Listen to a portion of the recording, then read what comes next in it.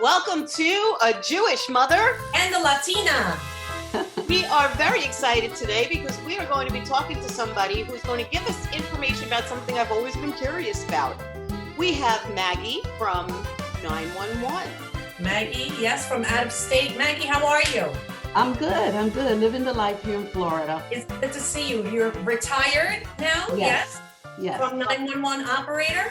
Yes, I am retired. I'm still working part-time somewhere else, but from 911, yes, I'm done with that. Okay, excellent. So tell us a little bit, Maggie, about your work as a 911 operator. Well, it's not an easy job, I could tell you that. This is a job where you have to have sort of a mindset of keeping it calm, keeping yourself calm throughout these calls. You get a variety of calls, one after the other. Where I worked in Central Florida, I started off as 8-hour shifts, and as manpower got less, they made it 10 hours up to 12-hour shifts. Wow. Oh, wow. And in the 12-hour shifts, you're tethered to the phone, you got 3 monitors in front of you, and you're constantly getting banged with these phone calls. I work for the largest county in Florida, in Central Florida. Wow. So we're talking about, they're up to like 5,000 calls per day there right now. Wow. Wow. So an average day, how many calls? On average, when I worked there, I used to average over 200 calls a day, just me alone. Wow. But that includes all 911s, the non-emergencies, alarm calls, that type of stuff. Right. But so it's all included, but it's over 200 calls in a 12-hour period with only half an hour lunch break. So you can just imagine the stress. Wow. Of Okay. that. I have to ask this because I always have this problem. What if you have to go to the bathroom? Well, yeah, you get your breaks. But if you do have to go to the restroom, yeah, you just kind of turn off your phone so the calls don't keep coming in. Right. Tell your boss, hey, I gotta go, and go and come take your 3 minutes to pee and come back and plug in again, and there you are, up to the next call. Walk us through like a typical day. You get to work, what was the first thing you guys did on a regular? Okay, the first thing we did, one of my shifts was 4 a.m. in the morning. So I would be in there 4 o'clock in the morning. We'd have a little debriefing, a briefing, 10 minutes to kind of just go over what happened the night before, what may be going on, and prepare us before we go on the floor. Okay, once we're on the floor, that's it. Just game on. You plug in and there you go. One after the other. 911, what is your emergency? And I gotta say, just so you know, 85% to 90% of 911 calls are actually not emergencies. Okay. For an example? For example, somebody will call, they woke up in the morning and they walk outside, the car has been broken into.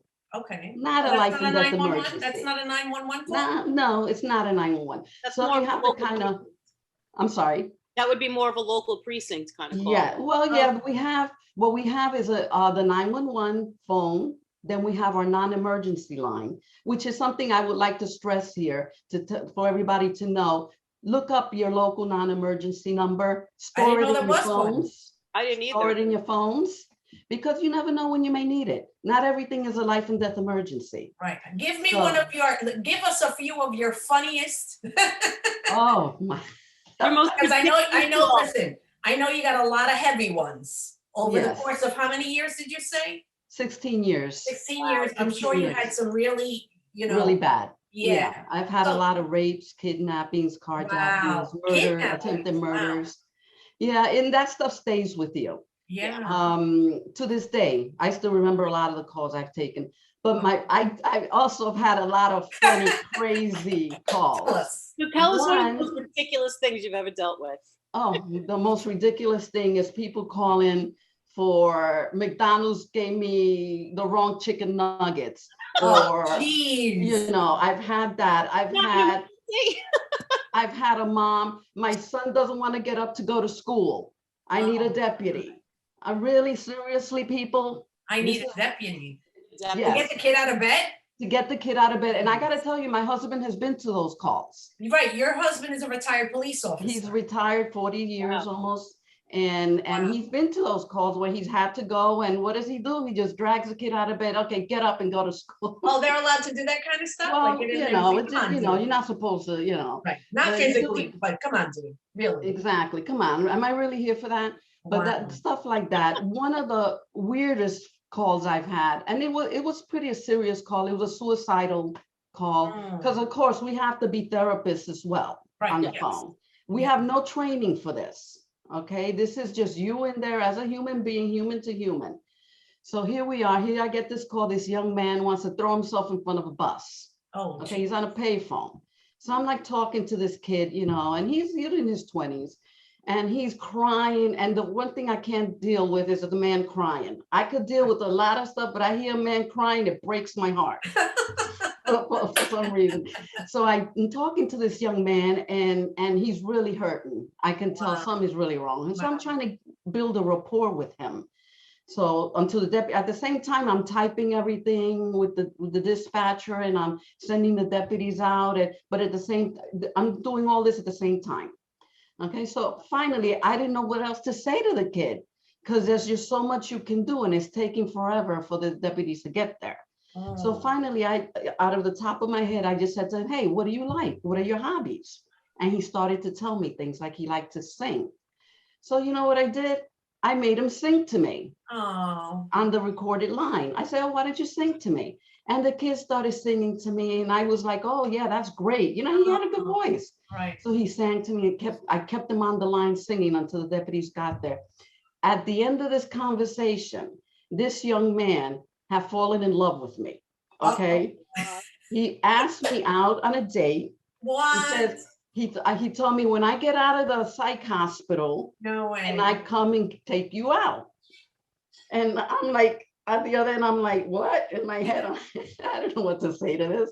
So I just said to him, no, very politely. I said, I'm very flattered. Thank you very much. But that's just not professional. I'm a professional woman. I am here to do a job, and I'm very happy I helped you. Right. And he says that, he told me, you saved my life. Wow. I got a commendation for that. It's hanging on my wall here from the sheriff. Wow. For that one call. That. So that's just one. It's just a weird calls like that. Right. But I've had a lot of funny calls as well. I mean, crazy stuff. Have you ever had any kids asking you for homework help? Not personally me. I've had friends, call, hey, I got this kid on the line, and you just don't really have a lot of time for that. And at least in the agency that I worked in, because we were always under manpower, not enough people, and we were just constant bombarding of the phones. But what I wanted to touch upon is cell phone use. How you ever watch TV, these 911 shows? Right. Yeah. Don't believe anything you see on TV. Oh, tell us. You don't dial 911 and the deputy's there in 2 seconds. Doesn't happen. There has to be at least a commercial break in between. Exactly. So that's the thing that a lot of people, cell phones versus landline phones. Not a lot of people have landlines anymore. So when we used to get 911 call from a landline, with the CAD computer will populate your address. All we had to do was verify, this is where you're at. Fine. Not cell phones. Ladies, cell phones is a game changer. Nowadays, the technology is a lot better, but when I first started, if you called on the 911 and you didn't know where you were, your location, you were out of luck. You were out of luck. Yeah, we had to really dig and try to find you. And a perfect example of that is a call I had where this man was beaten up. They beat this poor man up. A Hispanic man, didn't speak any English, and luckily I got the call. They dumped him in the woods somewhere here in Florida. Geez. So all he had was his cell phone. So he dials 911, doesn't speak a lick of English. So I got him. It took me an hour and a half to get this man out of the woods because of my mapping system. I was every 30 seconds, you're able to ping the cell phone and it'll give you a rough location of where you are. Not exact, because it will never give you an exact location, but it'll give you an idea of where you might be. So being that it was the woods, I was able to show him, oh, make a left, make a right, go straight, go backwards. And then I had the ambulance waiting for him. I had connected with fire and rescue, and I told them what I was doing. And they needed to have their ambulances with their lights and sirens on so the man could at least walk. So you could direct him from where you were From to, where I was. walk like 1,000 feet, keep Yes. going, keep going. Wow. Yes, it took me an hour and a half, Yeah, but I did it. I was You so did it. happy because I felt so bad for this Oh man. my God. And so another person I helped. Then you get the other people that don't respect you at all.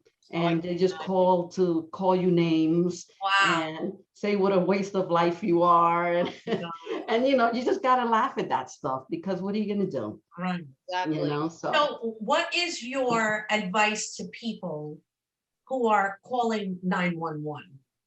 What kind of tips can you give to people who are calling 911? Yes.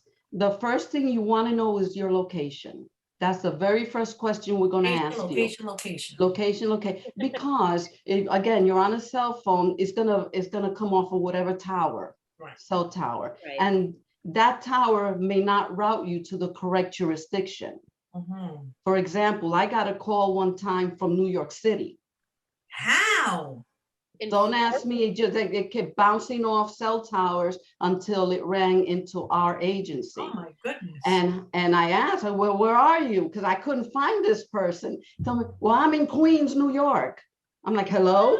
Queens, New York, how did that happen? So I told him, well, listen, I'm in Florida. I'm in Orange County, Florida. I don't know how you got to me, but I'm not able to transfer you from 911 to 911 in New York. There's no technology for that. That's one tip people need to know. Right. So what I had to do was go ahead and Google, do whatever tools I had and locate the non-emergency number for whatever precinct he was calling from, the area he was calling from, which took me a while. Wow. And then I was able to transfer him to that and get him connected to somebody that could help him.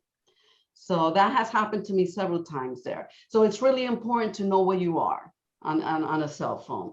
Because so what's the furthest away that you've ever gotten a call bounced to you? Orange County, California. Wow. Yes. Wow. Yes. And you know why that happens? Because there's only a certain number of 911 lines per agency. So for example, in my agency, we have 13 lines. And you get one major car accident here in Florida, all those lines are going to be lit. So the 14th person that will call is going to get routed to whatever nearest agency. So now that agency is going to get your call and they're going to have to transfer you to me. Right. But California was the nearest agency? Yes, it happens. It's rare, but it has happened to me several times. All right. So know your location. Know your location. Know what an emergency is. Answer the questions asked. What kind of questions are you going to ask? First is, where are you? Right. Second, what's happening? Because that determines my priority call. Mm-hmm. You have felonies and you have misdemeanors. We have to, by what you tell me on the phone, I have to make a decision, a judgment on how I send up that call to the deputies. So if you're telling me I'm in an argument with my husband, I need a deputy, that's not a life and death emergency, but I do send it up right away. Okay. Now, if you tell me my husband has a gun and he's threatening to kill me, totally different animal. Right. Okay. That's going to go what we call code 3. There are 3 codes, 1, 2, and 3. 3 being the highest priority. That goes up in red. Right. So anything with a weapon involved, anything that has occurred, that's a felony that's occurred 15 minutes or less, it's automatic code 3 call, red call. Anything that's happened over 15 minutes, felony or misdemeanor, will go as a code 2 or code 1, depending on what you tell me on the phone. Okay. So first one was know where you are. Second one was what's going on. What's going on. And then the third one? The third one, suspect information. Really important. Okay. What's he wearing? What description is he? White, black, Hispanic, Asian, whatever ethnicity he is. Right. What is he wearing? Very important, because that's the first thing the deputy's going to be looking for. Right. How tall is he? Does he have a weapon? What kind of weapon? What hand did he have the weapon in? Really important. what hand he had the weapon in, especially like in armed robbery calls. Right. You know, they come in and rob the 7-Eleven at the corner. Right. You know, everybody's freaking out. Everybody's in hysterics, and that's the first thing you have to overcome. Actually, is trying to calm these people down so you can get the information needed to let the deputies know. Are what's people happening. really able to answer those questions right away if they're under No. pressure? No. Yeah, Well, I it imagine. depends. Hand. It depends. What I used to do is when I had a total hysterical person, they're screaming at the top of their lungs. Mhm. I would not scream over them because that doesn't help. No. Screaming over them just makes it worse. I found that to be true. What I used to do is I used to let them scream a little bit and then lower my voice, kind of tone it down, calming voice. Okay, ma'am, take a breath for me. I'm here to help you. That kind of thing. Right. That usually worked for me. And other people had different tactics. That was mine. And I never had an issue calming people down. I don't know if it was the mother in me, I don't know what it was, but I really never had a problem calming people down. I always was able to get the information I needed. And Okay. after doing it for so long, Right. it was So easy. location, what's happening? Is there a weapon involved or describe Suspect whoever information, and what else? car, if they left in a vehicle, which way did they go? Right. How many people? Is anybody hurt? That's one of the very first questions you also may want to ask, because Right. if anybody's been shot or stabbed, you want to get the ambulance on the line with you. We're able to connect dispatchers and the fire rescue along on the same call, so everybody could be involved asking whatever questions need to be asked. Okay. You know, because maybe I missed something or I didn't ask something. FD might need something, or is he bleeding? How much is he bleeding? That kind of stuff, which I was more the police work. I wasn't FD side or rescue. Oh, okay. You know, when I had a medical call, I will connect rescue to me, stay on the line with them, make sure that a crime hasn't occurred, and then they would handle it. And then I will move on to my next call. So, And is there anything else? Anything else you want people to make sure they know, or they're prepared with, or because it is hard when you're in the middle of a situation like that to remember all these things. Oh, what about children calling 911? Because there have been incidences where kids have had to call either for their parents or Yes. just picking up the phone and dialing the number. Heartbreaking. Those are heartbreaking calls because the kids are upset. But you know what? I found that the kids were the easiest ones to speak with because you were able to control them a little bit more and lead them kind of to what you needed to get. So again, you have to be very calming towards them and tell them everything was going to be okay. Call them by their name. If I want to get a rapport with people, I will ask them their first name. I will tell them my name. You know, I will never give them my last name, but I will give them my first name, Maggie. And they had that connection with me. So I was able to get whatever information, because it's all about safety at the end of the day. It's about keeping them safe, keeping them out of harm's way, as well as keeping my deputies safe. Because a lot of deputies go code 3 to an emergency and get killed in a car accident trying to save you. So you want to validate that this call is justified for what you're sending it. So it's really important to let people know, to be honest on the phone. Don't try to say, oh, there's a weapon involved when there's not, just to get a deputy there faster, which I've had a lot. Wow.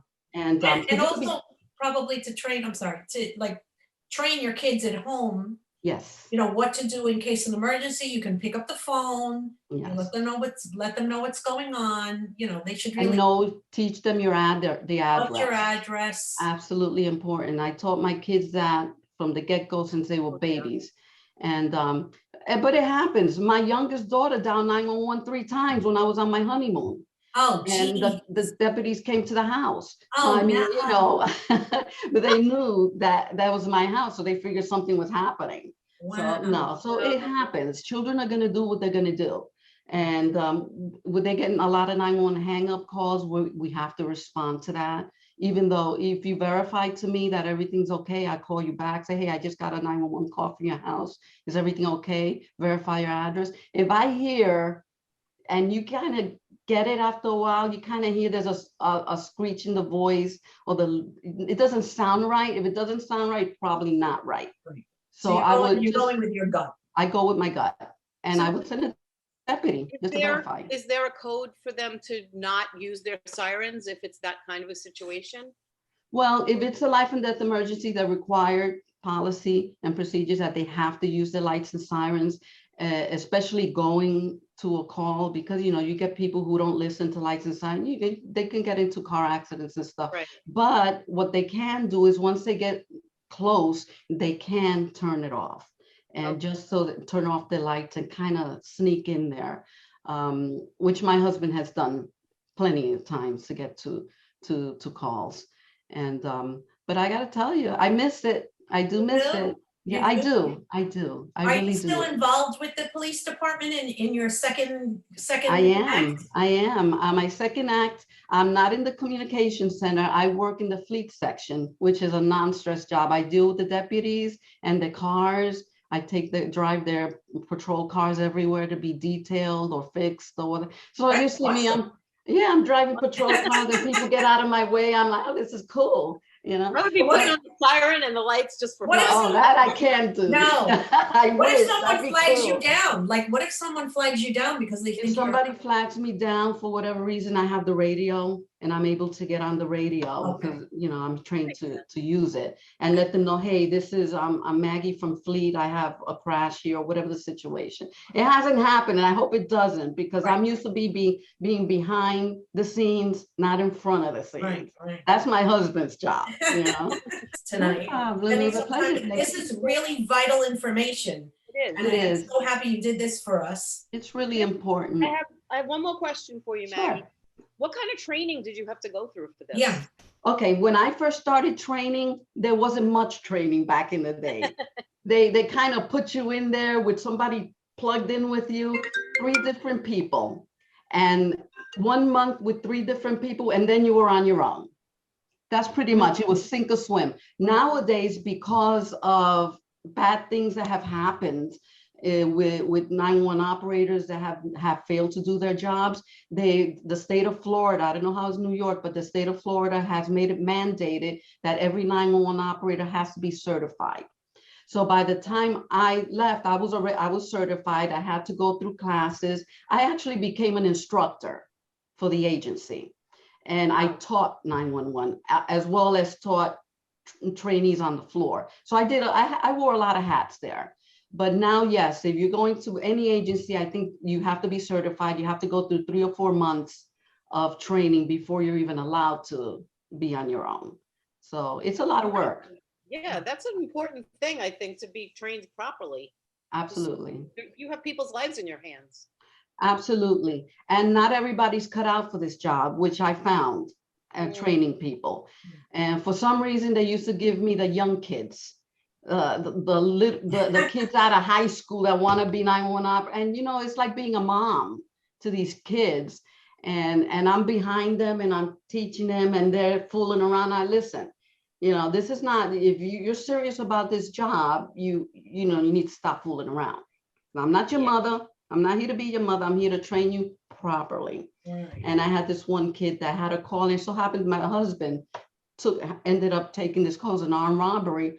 And when I saw that this kid wasn't doing the way he was supposed to, I kind of pushed him out of the way. Okay, you're done. You're done because this is my husband going to this call, right. And I'm not gonna be a widow tonight. I'm not going to have them shot because you're here not knowing what you're doing. Right. So yeah, it just depends. You have to have a mindset for this. You have to have thick skin, and you kind of develop that over the years. Have you been called all kinds of names and things by people? Girl. I have been called names that I'm ashamed to even pronounce. But it's like it goes all over my head, whatever. I had men that hated women would call 911, and if I answered the phone, he heard I was a woman, he would call me all sorts of names. Wow. So I'm like, you know what? I don't have time for this. Click, I would hang up. He will call again. And finally, I got fed up, and I actually sent a message to my husband who was working the road at the time. And I said, you need to deal with this because this guy's getting on my last nerve, and he's harassing all the women up here, calling us all sorts of names. So I sent up a call, and Michael, my husband, went to the call, and he took care of it. The guy didn't call again for like a week. That's good. but they do that. There's a lot of crazy people out there, unfortunately, and we deal with them the best that we can. That's But all you you can't, you can't have you have to have thick skin to listen to everything that you listen to, because it's never a good day in 911. So Never a I good saw day. I saw something that you posted about being the first responders. Yes. Was that yesterday or today? Well, it has so happened to be this week is National Telecommunicators Week. Oh, Always the second week of April. So Right. it's, I always thank my 911 peeps. I'm not there anymore, but they're my family. mhm. And I always reach out to them every time this week comes up and send them messages and thank you for everything you do, because people don't appreciate that. And people really don't understand the people that are behind the headset, Right. behind the badge, as they call. They don't understand that you're actually human and that you have feelings and that you're Oh, doing your yeah. best. There are times that I've come home and I've just cried. I mean, and it's good that I'm married. I've married a man that knows the industry. It's in the same line of work, so he understood. Right. And he would come home and tell me things too. So we understood each other and supported each other. But a lot of people don't have that. A lot of people go home and they keep everything in because they don't want to share that kind of tragedy with their families. And I don't blame them. No, of course not. Well, I did, though. Maggie, I thank did you. with my kids all the time. I say, this is what's happening in the world. Nothing good ever happens after midnight. And I brought them to the comm center, each one of them, to sit with me and listen to what I had to listen to. Right. Wow. And I did. And they learned. They say, Mom, I don't know how you do that. I can't do that. Eye-opening. Thank you again, Maggie, for doing You're such welcome, important guys. work, and your husband, Michael. We appreciate all that you guys have done to keep people safe Absolutely. Thank and you. stay safe and, stay healthy. I am. Please, yes. And enjoy your little grandbabies and Oh, your children and all of those folks. You too, Um, guys. And just- thank you. It was just- a great meeting you, Tracy. I You love too, your Maggie. shows. I watch Thank them all you. the I'm glad time. you It's like so them. much Thank you. fun. Thanks for watching. Thank you so much for watching. No, Thank no you for your problem. time. I really appreciate it. Well, No wrap it up, problem. Miss Tracy. Well, thank you so much for joining us, Maggie, and thank you for watching again with a Jewish mother. And the Latina. And we hope to see you again real soon.